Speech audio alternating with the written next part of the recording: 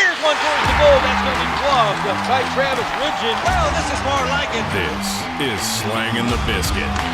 Here's Travis Ridgen and Dave Wheeler. Early and often. Playoff time, baby. Let's go. Ice is ready. Boney's off. Morning skating 5. Oh, I can't wait. It's playoff time. The Winnipeg whiteout is back. We're going to have Donald Street completely locked down with thousands of people on the street and Trunor Square all huddled around Ducky watching the Avs and Jets go at it. I am so excited. If I would live in Winnipeg full time, you go to a whiteout street party with me?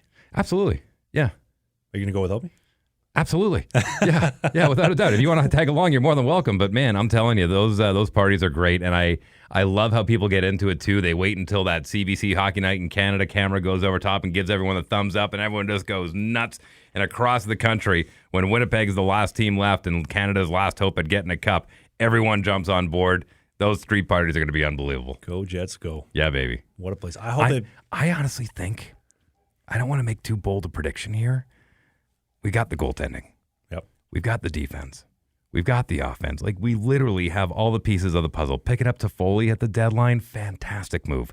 Picking up Monahan, fantastic move. We got Connor. We got Scheifele. I really do believe we have all the pieces to go on a really deep run. So you think they're going to do it? If they're going to do it, it's a very small window, as people know, in the National Hockey League, and it's this year or next, but I'm really hoping it's this year. I really, really pray. I hope everyone stays healthy. I hope Morrissey can quarterback that back end. Oh, man, I got a good feeling. I don't want to jinx it, because if anything happens, people say, you said it, blah, you jinxed it, you ruined it. I don't want to jinx it, but I'm saying I got a really good feeling. That's all I'm saying. I would love if they brought back the 96 white Winnipeg Jet jerseys. Those would be so nice for playoffs. Just like a surprise. Hey, guess what? We're going to go with the OG Jets, like the most recent Jets 1.0 jerseys. They're in Salt Lake City, Utah now. Leave them alone. No, those are the Dirt Dog Yotes. We're talking about the actual, like the crispy, I think navy blue, maroon red Winnipeg Jets of 96 jerseys. Those would be so crisp. I like those when they do the Heritage Classic. I say stick with the ones we got now. They're working well. Go Jets, fly Jets, fly. Let's go. My boy Muzz got a win, too, for the Marlies back in action. How about that? First game back in over a year. Good to get some confidence under the belt. Yeah, the hip surgery went well. He's feeling good. I think he might be starting for the playoffs.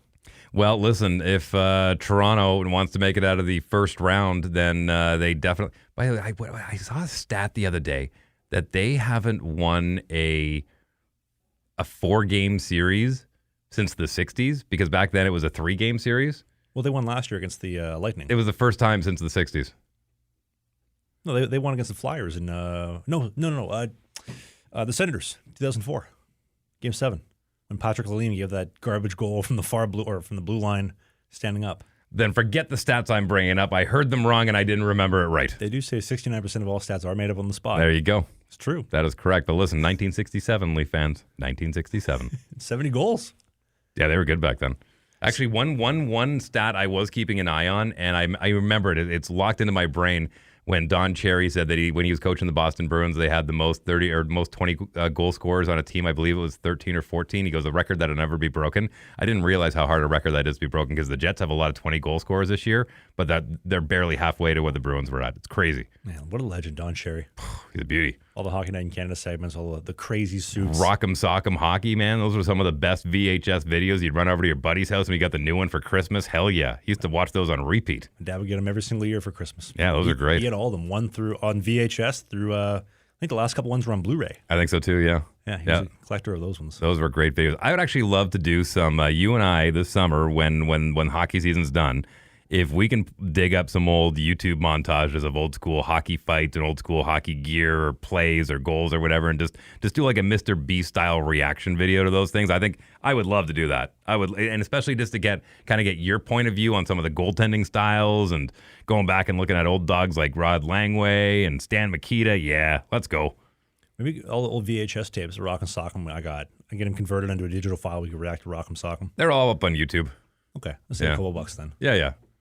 Yeah, we'll do a rewatch party of all the old Rock'em Sock'ems. People will love that. It'll be great. Live stream on the Slangin The Bizkit Instagram channel. It's like you're watching them with us. Like it's 2002 all over again. Yeah, exactly. A viewing party. Yeah, you're getting your first job. I was in grade 1. Oh, man. Thanks. Good times. Thanks. Old guy. Sorry, I don't mean to date you. In case you didn't know. No, I'm excited for playoffs, man. It's gonna be fun. I do personally, and I will say that I love the fact that Europe starts their season when the school season starts. Mm-hmm. To me, that makes a lot more sense. Start the NHL in September. Don't wait until mid-October. Start in September. End it in May. June, to me, mid-June, when you're handing out the Stanley Cup, there's a lot of people who are already thinking summer vacation. Kids are about to get out of school. You're planning stuff. I think they would have a much stronger audience, especially in the good old United States of America, if they were to hand out the cup in mid-May. You know, creating videos for so many years, I've always noticed that right when about the beginning, middle of March rolls around, it starts getting the slow season.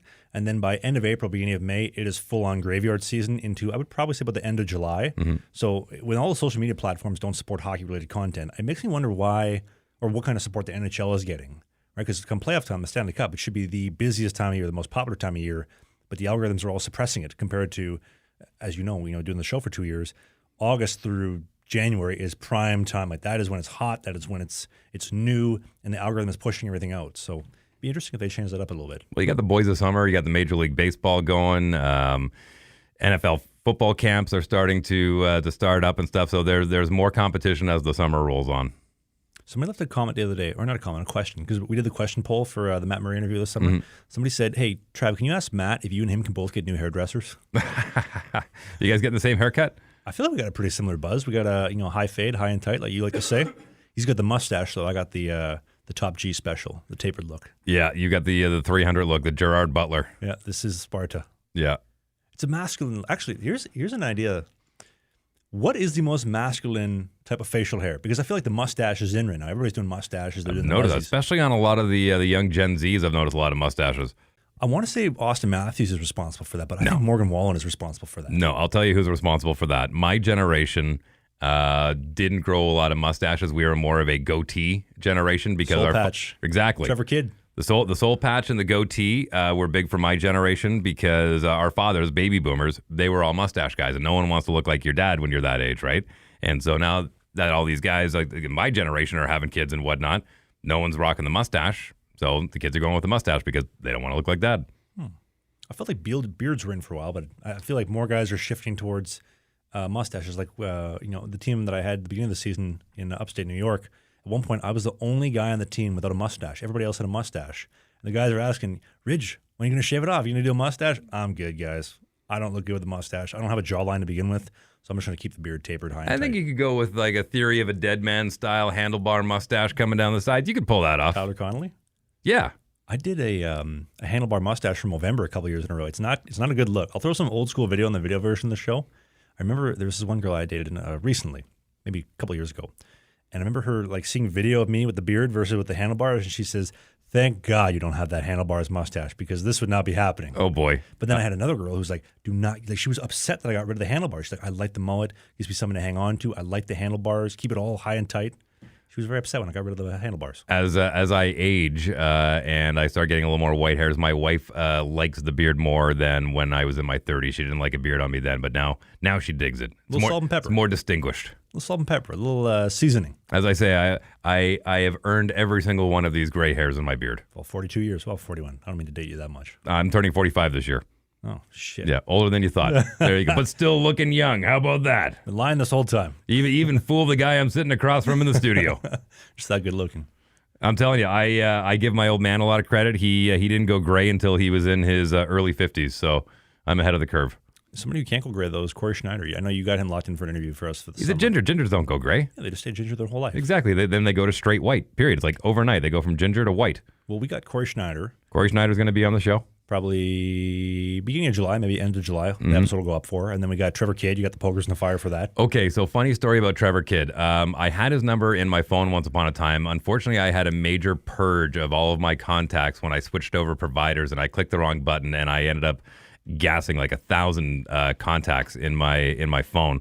And Trevor Kidd went in there once upon a time. And so when you had brought it up there a few months or a few weeks ago, I thought, yeah, it shouldn't be that hard to track down. I'll just do a quick little Google search. And so I searched his name, and he's working with a group of financial advisors for hockey players, and it's called the Gavin Group, and they're out of Toronto.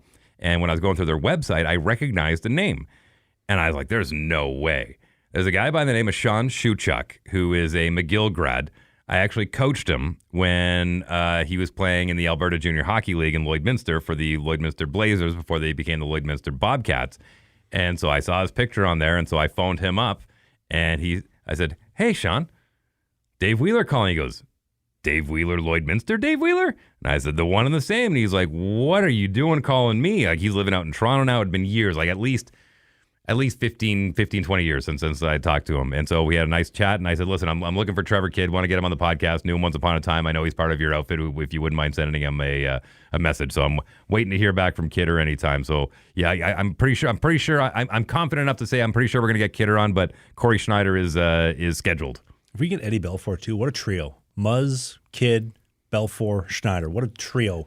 Quartet? I think Kidd would be the gatekeeper to Belfour. He would be the gatekeeper. If we can get Kidd on, I'm sure he'd be able to get us on with Belfour. Man, you imagine the interview with Eddie. I've never seen an Eddie Belfour interview in person before. I saw him at a speaking engagement. Maybe about a decade ago. Nice guy, good speaker. Yep. Yeah, that guy's got stories for days. There's a goalie coach I was working with. He used to coach Eddie Belfour for a period of time. And he told me this awesome story. He invited Eddie out to come skate for the summer and live with him and live with his wife. And his wife was great. You know, she'd cook for everybody. And one day she asks, "How is everything, Eddie?" And he's like, "Yeah, the eggs are overcooked." And so he gives her shit for about, how to cook the eggs properly. And she says, "Eddie, eggs are in the fridge, butter's in the crisper, do it yourself." Good. And then all of a sudden you just see Eddie, "Okay, I'll just do the eggs myself." Like the most soft-spoken guy, but on the ice was so intense. Sure. Chopping guys. He gave Chris Draper the old chop up the nuts. Eddie the Eagle, baby. Legend. Yeah. Manitoba legend. That'll be good. The Muzz interview is going to be great. The Schneider interview, the Kidder interview. I would love to get Jordan Binnington on for an episode. He likes a bunch of our clips on Instagram regularly. But I've sent messages. I've tried networking with his sister, Sydney Binnington, to the Binnington family. Dave Wheeler and I would love to get Jordan on the podcast and would have so many questions to ask him. We're not mainstream liberal news. We're not going to bury him. We want to have a professional, man-to-man-to-man conversation, a three-way conversation. If I've proven anything over the last 2 years on this podcast, it's I know how to handle goaltenders. Okay, they used to stick me in rooms on road trips with these goaltenders. I've been training for this my whole life. I got you, Jordan. We gonna be okay, all right? If he comes to Winnipeg. Or we could fly. Ooh, maybe we could fly. You tell me what, where, when, and how. Take the train. Sure, why not? 3 weeks from here to St. Louis. Where does he live in the offseason? Mississauga. Does he go home? He's a Toronto boy. Okay, there you go. Yeah, so we go down to Toronto, maybe. I don't know. There's some options over there. I know we were talking before we were recording the show, but the Ducks brawl from the other night, or brawl. Yeah, sure. Yeah, we'll call it a brawl. Why not? I'm surprised he didn't get more than a 2-minute minor for the breadboard that he chucked at 44 on the Ducks. Yeah. Whew. Dangerous. That thing's a weapon, man. I find it so entertaining. I enjoy watching. I know a lot of people want him to get it, but I just find it so interesting how he's just such a shit disturber. He gets in there, he pokes a couple belly buttons, steps on a couple people's toes, and then just, out of there, see you later. I'm going to slide on out of there like Jorge Masvidal, the Game Bread Special, 3-piece and a soda. Mm-hmm. But I would love to see him have a goalie fight. Him and Flower would have been great. I think he would have knocked out Flower. You know what? I don't think Marc-Andre has to prove himself anymore. If he's going to do it, he's just going to do it for fun. He's not exactly tough, though. No, that's okay. But listen, he's a great prankster. Holy moly. Well, that doesn't win you fights, though. No, but he's a great prankster. Sure, Justin Gagey was a great prankster, too. Flower, I give you a lot of credit, man. You've had some good pranks over the years, and that one you did with the car down in the parking garage, that was a good one. With toilet paper. Toilet paper around the whole thing? Yep. I remember that one on HBO. Yeah. That was a good series. Yeah, that was fantastic. But the Gagey fight, the KO, you see that too? Yep. Max Holloway calls his shot. Shootout right here, center of the octagon. And with a second left, KOs him. Those guys were gassed. I don't want to say they were flailing. There were some great body shots in that last barrage. There was some good head work. I was actually chatting with a buddy of mine back in Alberta who's a huge UFC fan. And when he connected with that, it was lights out. It was lights out. I love the 1,000 frame per second slow-mo. You can see, like, when the fist makes contact with the chin or the jaw, you see the lights go out, it's just seeing stars, and then body to the floor. By the way, since we're talking fighting, I want to go back to that because we talked last month about Jake Paul and Mike Tyson. Yep. Listen, I made the prediction, and I'm sticking with it, that Mike Tyson is going to knock the head off of him, right? Like, I don't think it's going to be much of a fight at all. I think Mike is going to plow through him. But I didn't necessarily want to see Jake Paul get knocked out, but now I do. There was some audio that surfaced of him after a fight in the ring being interviewed by Snoop Dogg, where he was like, I was a kid that got bullied at school, and the teachers would make fun of me, and I had to get a landscaping job when I was a teenager, and I had a dream, and I worked hard for it. Somebody that he went to school with grabbed that clip and went off and exposed the whole thing. He's like, dude, you grew up in a showed the neighborhood that he grew up in. We're talking like multi-million dollar homes. He goes, you got a landscaping job because that's what kids our age did. And the lawns that you were mowing were like an acre long and you had a riding lawnmower. He says, you were the bully in high school. The only reason that you thought the teachers were making fun of you is they're trying to get you to shut the F up. But like completely exposed this guy for just being a big old, feel sorry for me. I'm an underdog story. No, you're not. I hope you get your head knocked off. Honestly, I can't stand either of them. There was a period of time where I didn't mind Logan Paul, but he's just such a goofball. He's just such a dork. I'll give them credit. They've made a lot of money, and I'm very envious of the way they did it, and they did exactly what they wanted to do. They're living life the way they want to, and I'm very envious of that. But there's an hour and a half documentary. Somebody exposed just like all the times Logan Paul has scammed different people or different things, like different animal abuse situations he's committed, and like it's a very interesting watch. But he's just such a nerd. I mean, he's also taking like Leo's second chicks, or he's just making so many decisions where I just shake my head. And although, like you, I'm very jealous of the money he's made, but to be that guy, I'm good. Yeah, listen, here's the thing though. Do you think he cares what you think of him? He don't care. He's the face of the WWE. He don't care. He don't have time. Nope. He's okay walking around with large stacks of cash in his back pocket. Yep. Jeez. Good problems to have. And now a quick word from today's video sponsor, Tushy Bidets. No amount of furious wiping is ever going to get you that shower fresh, clean feeling the way that a Tushy Bidet will. Wiping is just going to smear and spread bacteria, and it's a mess. I've had my Tushy for a couple weeks now, and it is super easy to install. Simply just get a screwdriver, take off your current lid, take your Tushy Bidet, throw that on, bolt it down, and you're in business. It's literally that simple and easy to install. Within 10 minutes, you're ready to go. And if I could figure it out, I'm sure you will too. They have a 30-day money-back guarantee, which is hassle-free as well, no questions asked, and a 12-month warranty. And right now, for a limited time, you can get 10% off your Hello Tushy Bidet when you use the code TRAV, T-R-A-V, that's my name, TRAV, for 10% off. And you go to hellotushy.com, that's HELLO TUSHY.com, the first link in the video description. If you're on the Apple Spotify version, click to the Apple Spotify notes. That first link, same thing, code TRAV, 10% off your Hello Tushy Bidet, and join over 2 million butts who have made the switch to Hello Tushy Bidets, just like me. And thank you so much to Tushy for sponsoring this episode. Back to the regular scheduled podcast program. Well, listen, you're every day that goes by, you're closer to getting into Spain, you're closer to getting in the lineup, and I'm excited for you. I'm excited too. The next chapter, the previous chapter is closed. So the headliner for today was just a little bit of internal dialogue and some honest thoughts towards my North American hockey dream. My North American pro hockey dream is over. I get some flack about this sometimes in my messages. People asking, "You're never going to make the NHL." Well, I'm aware, dum-dum. Mm-hmm. Dum-dum, you get some gum-gum from my dum-dum. I'm aware that boat sailed a very long time ago. But my goal in my career is to play at the highest level I possibly can for as long as I can, to grow my vlog and grow our podcast to as much as we can, and to have some financial freedom post-retirement to transition, so that I'm not going to end up like most of the guys that are playing in the FPHL, where they just don't have a lot of things going for them when they're done playing, and they're going to work for somebody else or working some minimum wage job, going back to school. Like, I want to be set up, right? Like, I really want to be ahead. But it's unfortunate because I was never able to find the opportunity that I wanted to find a team that was going to give me the reps and give me a couple games, right? Like, one of the things that I talk about with my goalie coaches the most is just the one thing that I was missing was actual consistent reps. Because you give any guy 3-4 starts in a row, boom, he's rolling, he's humming, he's getting into a rhythm, things just snap, things just click, as opposed to if you play one game here and you play a game another month, and then maybe you don't dress for a while. It's tough to get into the rhythm of things, and I get that. That's exactly what I signed up for. It's in the job description.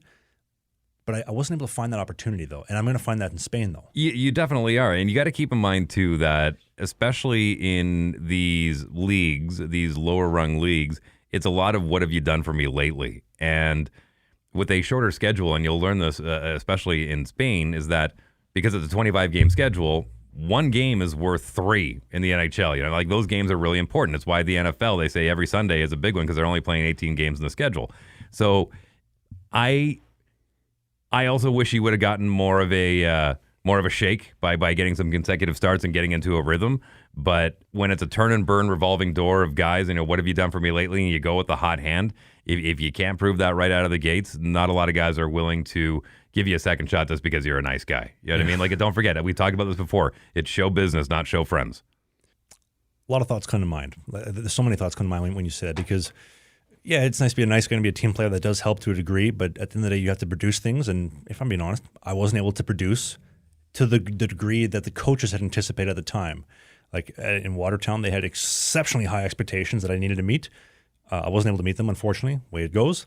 In Mississippi, again, I felt really good in Mississippi. I felt like I was going to be so successful despite maybe the lack of defense and lack of systems, and it just wasn't able to happen. I know we talked about, before we started recording the show, after I left, you gave up like 6 to 9 goals every single game for 10 games after I left. And I mean, a couple weekends ago, you gave up, I think, 3 touchdowns, 20 goals, minus the 1 2-point conversion in 2 games. Like, to say it's the goaltender, and you have elite goaltenders in there with a guy who played in the U.S. National Development Program, and then our boy Shep, the starter when I was there. Like, those guys don't suck. They're very good. And the fact that they're giving up 10 and 10 goes to show you that it's not a system that was going to be enabling to succeed for a lot of guys. And I wish I was given the opportunity to try to feel that out and see that, but like we talked about, one door closes, another opens. Yeah, well, look at it this way. You go over to Spain, you get 15 starts, you win 10 of those, you've got over a 650 winning average. I mean, those are stats that look good, and especially in a short season, it doesn't necessarily shut the door for making a return back to North America, possibly in a different league, maybe in a English-speaking country somewhere over in Scandinavia or wherever it may be. I don't think the door is completely closed in playing in North America again, but you got to go and make sure you put stats on the board first. You know what's interesting? We were talking about this before recording the show, and one thing that I talked about with my agent is the number one piece of feedback that he's gotten from other teams about me is that they're concerned about me being healthy. And I kind of shook my head at him. I said, healthy? What do you mean? I just spent all last summer recovering from the hip surgery, doing the rehab.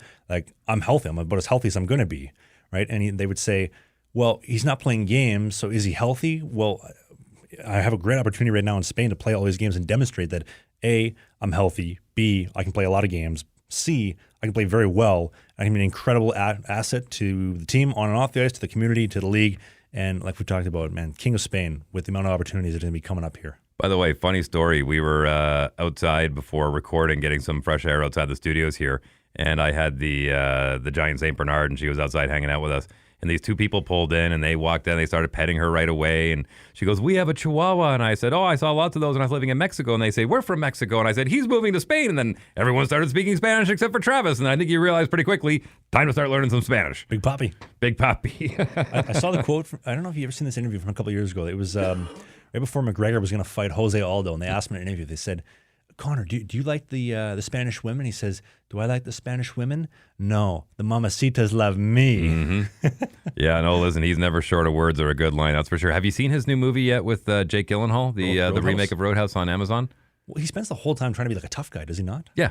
Yeah, that's the whole role. I don't know if you saw the original one or not, but it sounds like he stayed pretty true to being that. It's a very over-the-top story about bar ownership and whatnot, and a tough guy who goes in and just random street fighting is apparently okay, and no one ever calls the police. But I haven't seen the new one yet. I'm looking forward to it. But Conor McGregor looks like he overacts that part, which is exactly what that role called for. When is it? When is it coming out? It's out. It's available now on Amazon Prime, yeah. Okay, maybe we got to watch it after the show. Yeah, give it a shot. Next week, we'll do a movie review. Perfect. I'm actually in the middle of watching, I'm almost done watching Shogun, which is a show on Star through Disney+. A lot of subtitles. The majority of it is in Japanese, but my God, what a great show. If you ever like Game of Thrones, this might be the one for you. Really good show.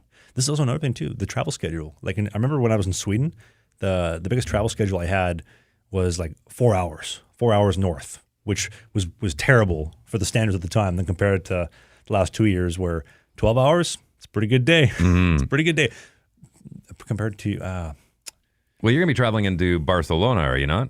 Oh, yeah. Yeah. Yeah. That's a metropolis. And then not too far away from France, too. So, and I think we're pretty close to the border. So if I wanted to just hop on a train, boom, you know how much I love trains. Boom, get a fresh croissant, black coffee. I know the French love a cigarette with their black coffee and croissant, but then just hop on down, come the morning skate, and let's rock and roll. Well, listen, I'm not overly familiar with the rail system in Scandinavia, but I know over in Europe, it is incredible. Like, incredible. Everyone takes the train. Yeah, Stockholm to Gothenburg in 3.5 hours, going 300 kilometers an hour. Perfect. With great service too. I love the train. It has like a tilting system, so like when it takes corners because it's going so fast, it'll tilt. But then the train car itself will like level itself out, so it doesn't like tip over. And it's so cool because you're drinking coffee on the side, then it'll like tilt you the other way. It's an interesting experience. You have to be there to experience it, but it's really cool. Well, listen, you're going to get lots of footage of the trains over there in Spain. That's for sure. Yeah, showing the lifestyle, the day to day. Things are looking optimistic, as you would say. Things are turning up Wheeler.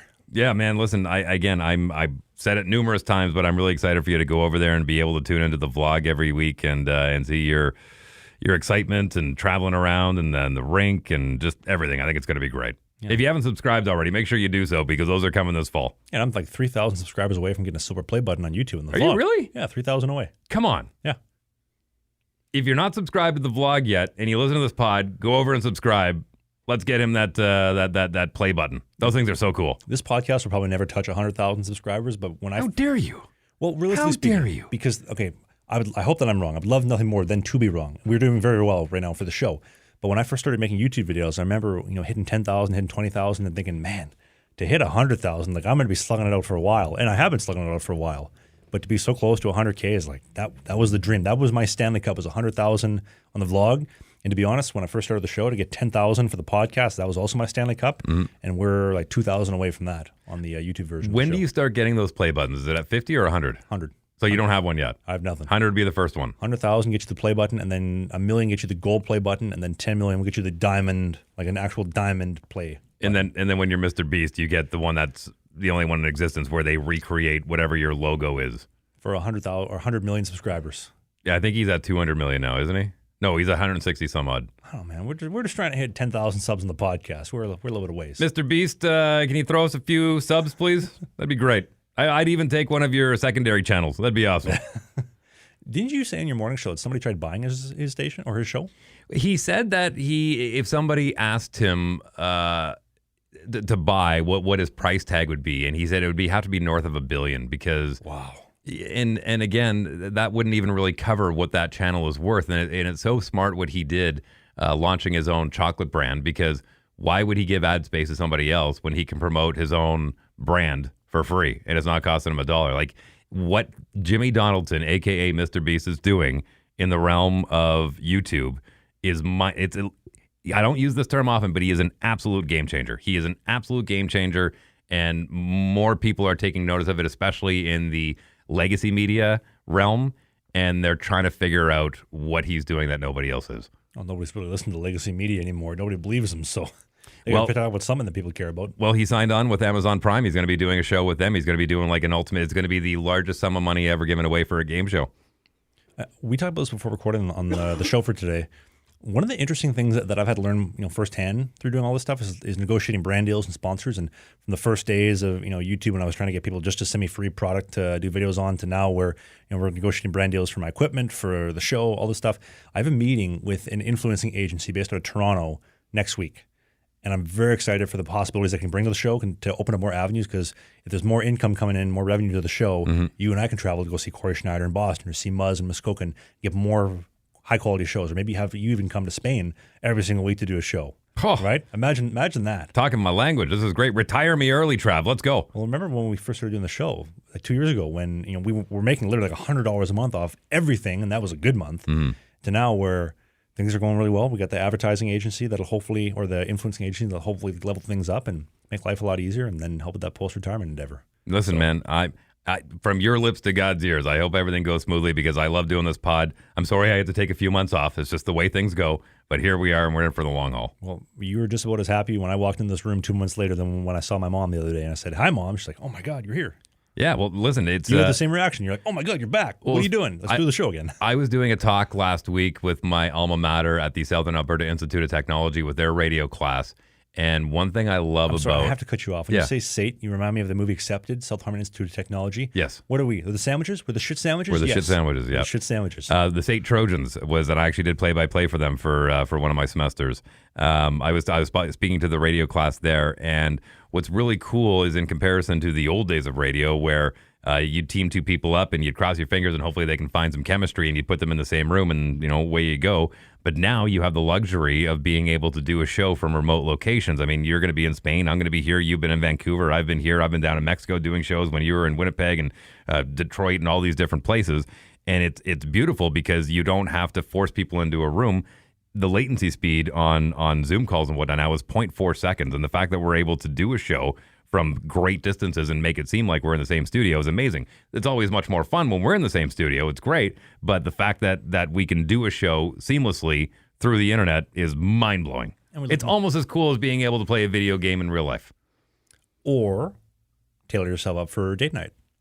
Right. Team at Manscaped.com. The Lawnmower 5 and the Beard Hedger. Let's talk about them for a sec. The second sponsor for the show. The Lawnmower 5, all your below-the-belt grooming. It has 90 minutes of battery life, water-resistant, get you tapered up, get you ready to go, rock and roll. And for date night, the Beard Hedger. I've been using it for almost 2 years now. Gets my beard faded and tapered just the way that I like it, with 20 different lengths from 0.5 millimeters up to 20 millimeters. Has 60 minutes of battery life, water-resistant. And right now, I go to the link in the video description on the video version of the show, or the Apple Spotify podcast notes. Code BIZKIT, BIZKIT, will get you 20% off and free shipping only from the team at Manscaped.com. That flashlight on that thing is so helpful. It's awesome. So helpful. Especially if you have to do a quick little fixer-upper. So helpful. Before date night. Mm-hmm. Extremely helpful. Especially on those long bus rides, which I don't have to do anymore. I don't know why you do it on the bus. It's very shaky. I'm going to leave that story off the podcast. Okay, good idea. A couple of my teammates. Good thinking. The one thing I did want to mention, a couple of things off the top. The Grand Railway Hotel series. I did one at the Hotel Vancouver last weekend with Bella. Mm-hmm. My God, what a place. This is actually the second newest Grand Railway Hotel in all of Canada, the Hotel Vancouver, built in 1939. I know it doesn't seem that new, but it is the second most recent one. Mm-hmm. The Queen Elizabeth in Montreal was the last Grand Railway Hotel ever built. But the culinary scene, the dining, I had foie gras on a brioche for dinner. Ooh. By the way, my God. foie gras, unbelievable, extremely cruel the way they make it, but damn if it isn't delectable. You know what? Bella tried it. She's like, oh, I don't like it. I was like, you know what? It's an acquired taste. Better for me. She got chicken fingers twice. Wow. She loves some chicken fingers. She got French fries too. Chicken fingies are the best, man. I dated this one girl for a period of time. Her entire diet consisted of cheese sticks, pizza bagels, and chicken fingers. That was her entire diet. Shout out to Terry Lays, which is all he ate on road trips was chicken fingers and fries. Is that one of your former teammates? Yeah. Goaltender. Weirdo. I was also going to be going to Banff at the end of the month, doing the Banff Springs for the next part of the Grand Railway hotels, and then Edmonton and Saskatoon middle of July for the Hotel McDonald in Edmonton and the Best Burl in Saskatoon. And that'll run out the Grand Railway Hotel series. Amazing. And then, the Fort Garry with my mom.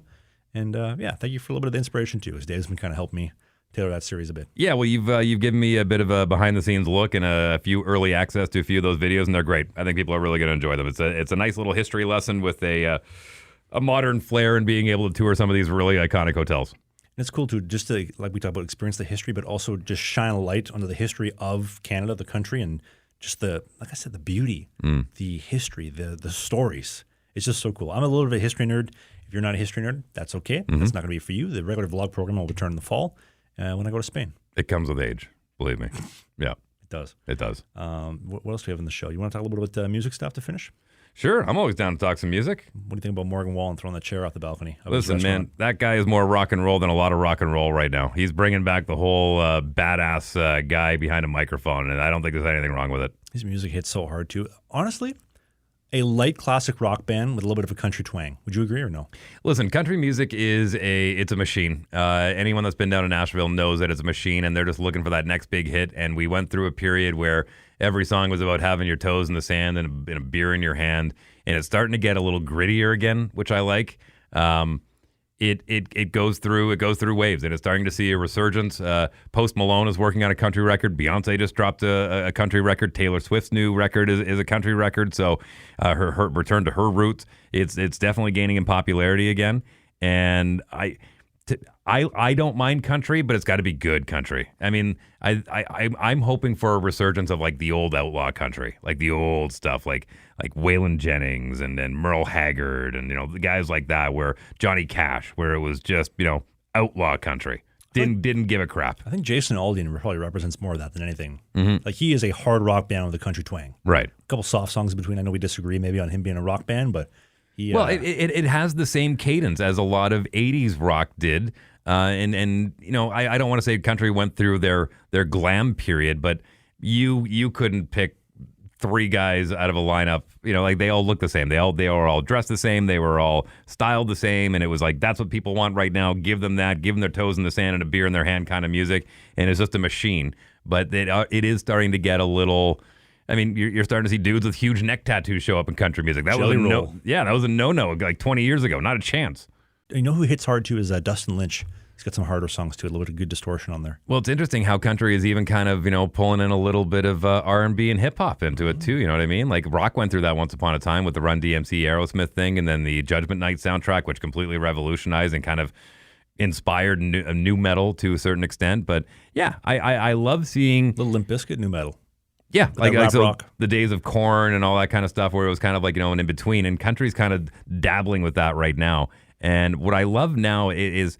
Back when I was growing up, is like you liked a genre of music and that was it. You were in that genre, everything else sucked. And it's like, nope, I listen to rock and not pop. I listen to rock and not country. Or you listen to country and not the other ones. But now with these artists kind of jumping from genre to genre, I think it's great. And it's opening up a lot more young people to not having to be pigeonholed and put in a box as far as you listen to this, you dress this way. It's good music. It's just good music. And I don't think there's anything wrong with that. You know who...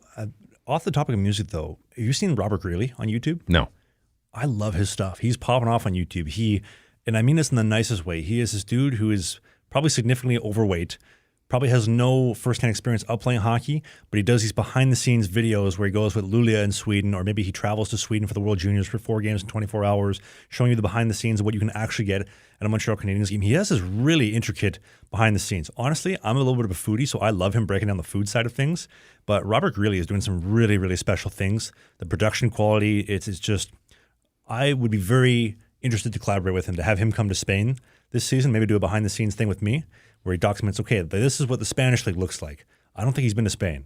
So Robert, if you watch this, come to Spain. I'd love to show you a good time and the behind the scenes. We'll get some taquitos at 7-Eleven. Since we're sending shout outs, I'll send out a shout out to a bigger YouTube channel. They're called Dude Perfect, but they did a video 3 or 4 weeks ago where Ty, their main guy, he's the guy with the beard like yours, he played high school baseball, and I think he's throwing stones at 40, and he had the question of, could I get a hit off a major league pitcher? Him and Bauer. No, it wasn't Bauer. They hooked up with the Texas Rangers, and I won't spoil it for you, but he started off in Little League, see if he can get a hit off a Little Leaguer, and then went to high school, and then went to Div 1 baseball, and just seeing how the pitches moved up and the speed and the way they moved and whatnot. And it was a great video. It was a really good video. If you haven't seen it yet, go check it out. It's a lot of fun. It's that classic pros versus Joes thing, but it's in a Dude Perfect style, and it's great. Well, thank you very much for listening to the show. This is Slangin The Bizkit. That is Dave Wheeler, slicing it up. Top morning show in the city of Winnipeg for 20 years. My name is Travis Ridgen, former North American pro, now soon to be Spanish pro hockey player, playing in the Spanish Liga. Sorry, I don't know why I'm using a Swedish accent. That doesn't make any sense. We'll get him caught up on Spanish before he gets there. Don't worry, Spain. Don't worry. I got a Mexican Spanish in me, but I'll get him. Don't worry. I got it. We'll get working on it. But in the meantime, while we do work on it, there's a new episode of this podcast every single Sunday, 11 a.m. 11 a.m. and 11 a.m. in down. What time? How many past Ridgen? 11 a.m. in downtown Toronto, 10 a.m. in downtown Winnipeg, 9 a.m. in downtown Calgary, possibly Saskatoon, depending on the time of year, and 8 a.m. in downtown Vancouver by Waterfront Station in the Pacific Northwest. Ocho. Thank you for listening to the show. Leave a review on Apple and Spotify. Subscribe if you're on YouTube, and we will see you next week.